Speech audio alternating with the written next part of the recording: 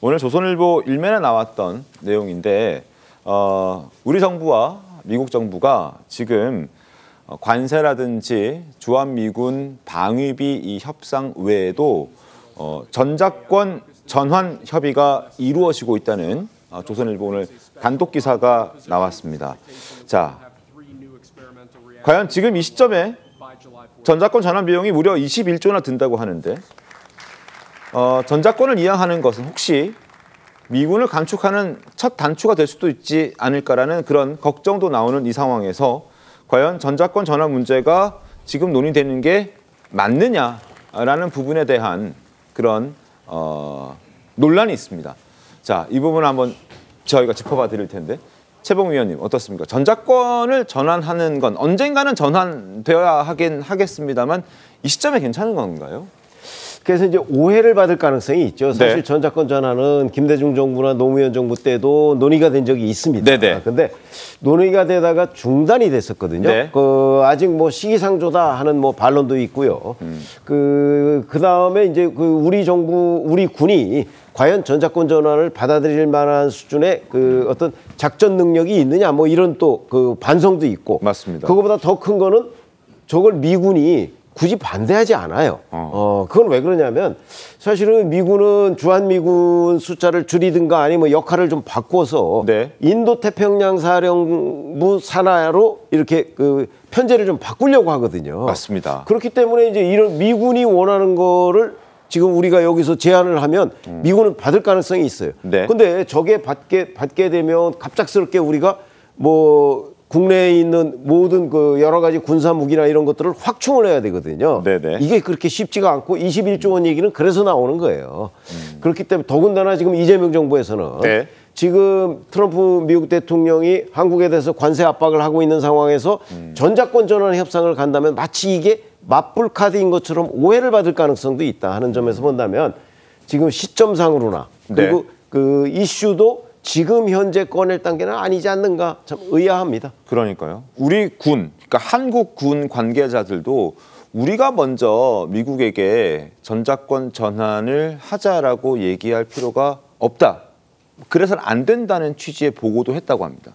그런데도 정부에서는 이재명 정부에서는 미국도 부정적이지 않다라고 얘기를 하면서 이걸 좀 급하게 과거 노무현 정부 때부터 이 얘기가 나왔었고 진보 정부에서는 항상 전자권 전환을 중요하게 생각했던 터 그리고 이재명 대통령도 대선 기간 중에 반드시 전자권 전환을 하겠다라고 공언을 했던 터라서 그런지 조금 급하게 움직이는 것 아니냐라는 그런 지적들이 상당히 많습니다.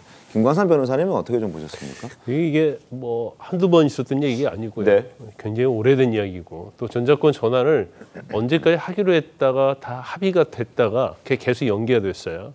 그 이유가 여러 가지가 있지만 일단은 우리가 이 전자권을 가져올 수 있는 능력이 되느냐 이제 그런 문제가 있어요. 예를 들어서 정찰 유성이 우리나라는 4개밖에 없다는 거 아니에요? 맞습니다. 그러면 이제 북한을 감시하려고 하면 수시로 감시를 해야 하는데 그거 정찰 유성으로 감시하면 3-4시간 단위로 감시가 된다는 거예요. 그 사이에 공백이 생기는 그렇죠. 거죠. 엄청난 공백이 생기는 거고 그다음에 두 번째는 이제 비용의 문제가 좀 있습니다. 네. 사실 자주국방 차원에서 보면 전자권을 가져오는 게 맞죠. 전쟁이 일어났을 때 우리가 이제 주도적으로 전쟁을 치료하니까. 그런데 그건 뭐 원론적인 건 맞는데 우리가 전자권을 가져올 수 있는 그런 준비가 갖춰져 있나 이런 문제가 있어요. 그래서 전에도 사실은 가져오기로 했다가 준비가 안 됐기 때문에 계속 연기가 됐거든요. 네. 그다음에 이제 세 번째 문제가 아까 우리 최 의원님께서 말씀하셨지만 이게 미군 축소랄지 미군 철수와 또 이게 상당히 관련이 좀 있는 거거든요. 네. 지금 한미연합 사령관이 주한미군 사령관이 지금 지휘할 수 있는 권한을 갖고 있는데 그걸 우리가 가져왔을 때 그러면 주한미군 입장에서 보면 이제 그런 부담을 덜겠죠. 맞습니다. 그러면 지금 트럼프 정부는 계속 방위비 인상하면서 그다음에 뭐 미군 철수까지는 아니지만 축소 얘기 계속 나오고 있단 말이에요. 그러면 지금 우리 시기에 전자권 전환 얘기를 꺼내서 가져왔을 때 과연 우리가 준비되어 있느냐 하고 그게 안보랄지 또 경제와 관련해서도 이게 이익이 되느냐 이제 그런 부분을 이제 신중하게 검토를 해야 한다 이렇게 봅니다. 그러니까요. 조기현 변호사님, 미국도 부정적이지 않다라는 그 정부의 입장을 보면, 그러니까 미국이 부정적이지 않은 데는 그만한 이유가 있는 것 아니겠습니까?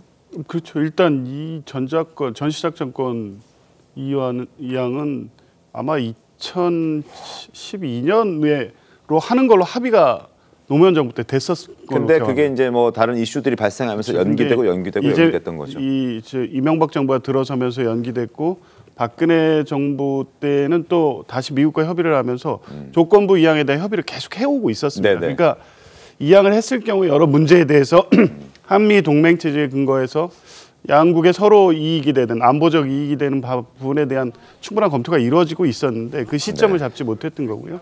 그래서 미국은 당연히 뭐 전작권 이양에 긍정적인 입장이 나올 수밖에 없죠. 더군다나 조금 전에 말씀하셨던 것처럼 인도 태평양 지역 이 주둔 미군의 재배치 문제는 실제 현실화되고 있는 상황이고 그와 또 결부돼서 주한미군의 이 축소까지 얘기되고 있는 상황이기 때문에 굳이 미국 입장에서는 전작권을 가지고 있을 이유가 크게 뭐 실익도 없다고 보는 것 같습니다. 그러니까 이거를 이번에 통상이라든가 방위비 협상하고 연계된 패키지 딜의 내용으로는 포함되지는 않을 것 같고 네. 별도 협의를 해나갈 것 같기는 한데 이미 오랜 기간 충분한 논의를 해왔기 때문에 미국과 협의를 통해서 하는 방향으로 이제 정부는 입장을 정한 것 같고요. 네. 뭐 우려하시는 부분들이 발생하지 않도록 전시작전권이 이양된다고 해도 충분히 우리 군이 감당할 수 있는 능력과 실력은 있는 거 아닙니까? 국방 대국인데 이제 그런 면에서 보면 아마 정부가 이제 차분하게 논의를